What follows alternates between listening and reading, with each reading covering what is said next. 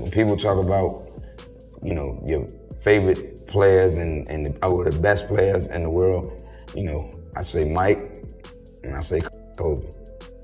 You know what I mean? And then everybody else. LeBron's after that for you? Definitely. LeBron James apparently said, "Yes, sir, no problem, sir." And in LeBron's next game, he's going to be wearing a patch that says all-time leader made field goals. Think about that, Michael. Kobe. Then, everybody else. But LeBron James didn't just take that sitting down.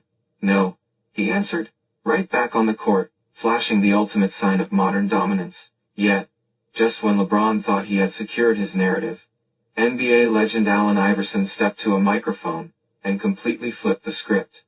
The answer didn't just talk about the game. He targeted a shift in baseline culture.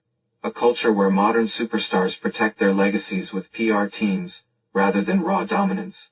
You see, the moment Allen Iverson speaks, the entire basketball world stops and listens. He carries a level of raw, uncut respect that money simply cannot buy. He represents an era of blood, sweat, and concrete basketball, and it all traces back to a chaotic locker room situation in Los Angeles.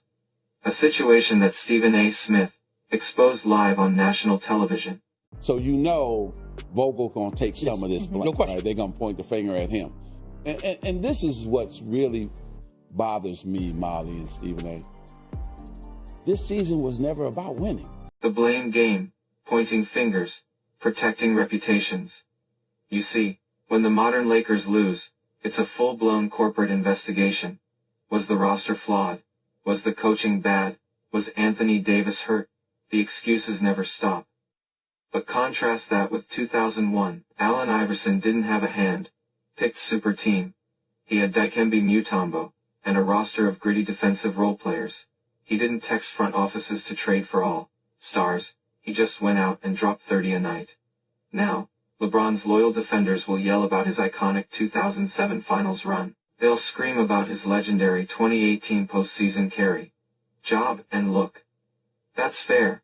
LeBron has carried massive weight, but the older generation views greatness through a completely different lens. To guys like Jordan, Kobe, and Iverson, you never let the public see you bleed. You don't make excuses.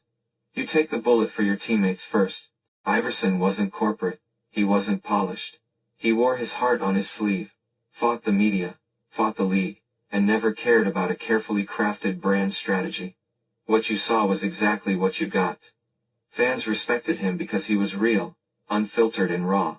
Unlike today, where every post-game press conference feels like a calculated corporate statement, written by a branding expert.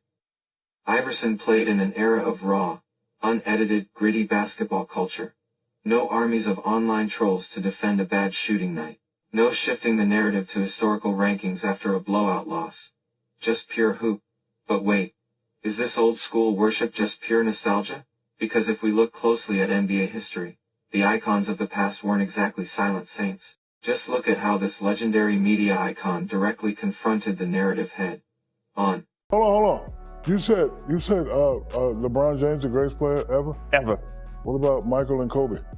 So you just gonna pass Kobe up like that? I'm gonna pass Kobe up. I'm gonna look at Michael. I'm gonna look at the. I'm gonna look at. I know it. Patron America. Yo. Patron America. Oh, I knew it. Pass Kobe. Up just like that. That is the exact generational divide splitting basketball fans in half right now. We act like the old days had zero drama. But let's be real. Michael Jordan ripped his front office to shreds.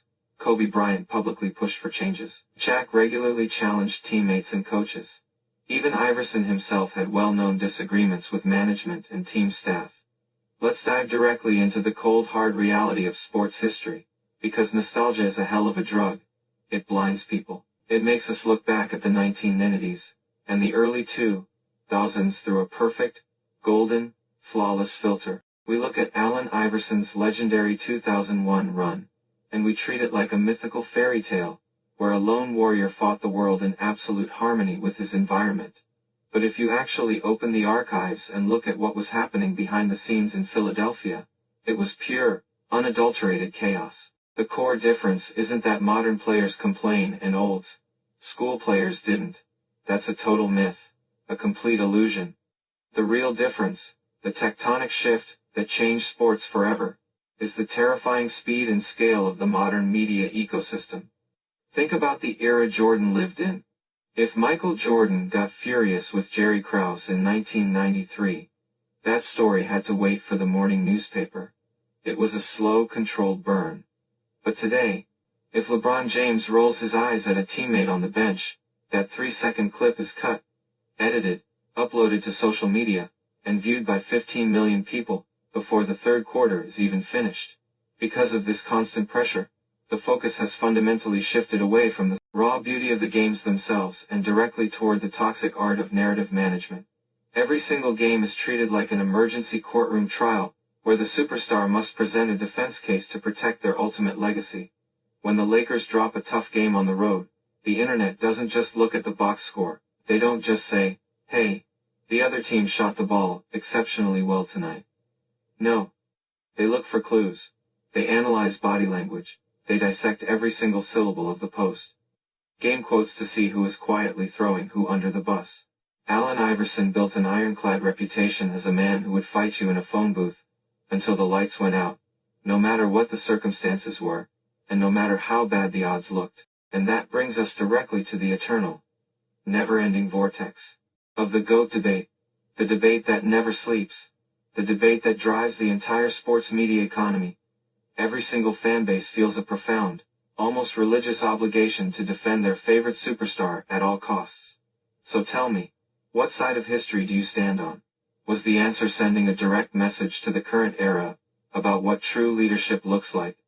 Or are we all just completely trapped in an endless obsessive loop of legacy wars, where every single sentence has to be turned into a weapon against LeBron James? Smash that subscribe button right now. Drop your raw, unfiltered thoughts in the comments below, and let's settle this generation war once and for all in the trenches. Thank you for locking in with us, and we will see you in the next breakdown.